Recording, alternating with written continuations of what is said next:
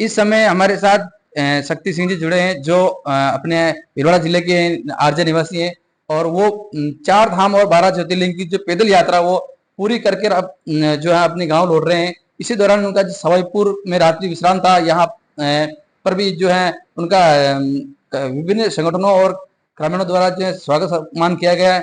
हम उनसे जानकारी लेंगे कि किस प्रकार का उनका जो अनुभव रहा इस 4 धाम और 12 ज्योतिर्लिंग की जो यात्रा की।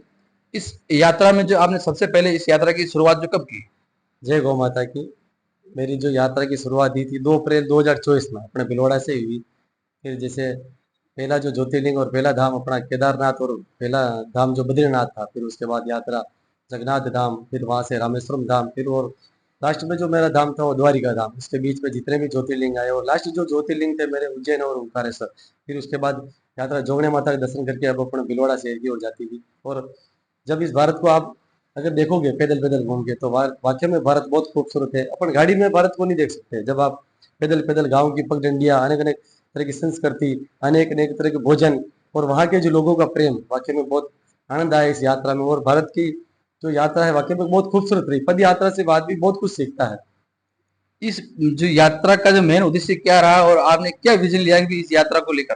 हाँ, देखो कि हम लोग बचपन से सनातन संस्कृति में पले हुए और शुरुआत से हमारे वहाँ हम लोग पैदल जाते हैं। देवनारायण भगवान के, तेजाजी महाराज के, बाबूजी राठौड़ के और जोगने माता हमारी यहाँ शक्तिपीठ है, सावरिया सेठ के, कोरडी शाम के। तो शुरुआत से हम लोग जब पैदल जाते हैं तो अपने एक मन की कुछ प्रार्थना रखते हैं भगवान के सामने, और वो प्रार्थना सच्चे मन से होती तो पूरी भी होती है। तो मेरी 4 धाम 12 ज्योतिर्लिंग की जो पद यात्रा थी वो गौ माता के प्रति यात्रा थी। भगवान से ही प्रार्थना करता था जिस मंदिर जाता था कि गौ माता गोवंश पे जो अत्याचार हो रहे वो बंद हो। कई जो यात्राएं होती है वो साइकिल पे होती है, कोई ट्रेवल की होती है। आपने इस पद यात्रा को क्यों चुना? हाँ, जब मैं पद यात्रा करने से सोचा, जिसके पहले मेरे क्या पैर टूटा हुआ था, तो पूरा पैर फोल्ड नहीं होता था। तो ये फोल्ड नहीं होता तो मतलब साइकिल तो चला नहीं सकते। और मेरी मन की इच्छा भी यही थी कि मैं पैदल यात्रा करके तब तपस्या की जो यात्रा है वो गौ माता को पूरी यात्रा समर्पित है। और मेरी खाली यात्रा ही नहीं, मेरा पूरा जीवन ही गौ माता के लिए समर्पित है। गौ माता के अलावा जो अन्य अपने और भी जीव जंतु सबके लिए पूरी यात्रा समर्पित है, और समाज सेवा के लिए भी।